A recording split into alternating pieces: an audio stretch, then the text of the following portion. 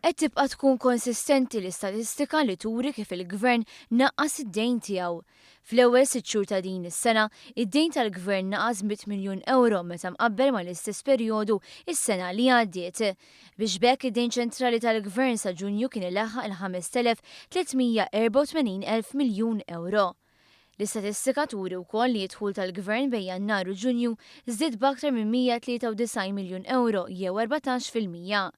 Fost oħrajn dan jinkludi dħul aktar minn fondi Ewropej li żdiedu b'56 miljun euro. Hemm ukoll iktar dħul mit-taxxi fosthom il-VAT li juru kemm hu b'saħħtu l-konsum privat.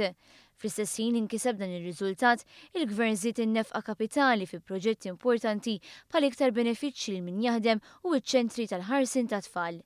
Il-Ministru tal-Finanzi Edward Scicluna laqab sodisfazzjon dawn ir-riżultati u tenna kif dawn huma konferma oħra ta' kemm il-Gvern miexi skont il-pjanijiet tiegħu biex jilħaq il-miri ambizzjużi li jagħmel fil-budget.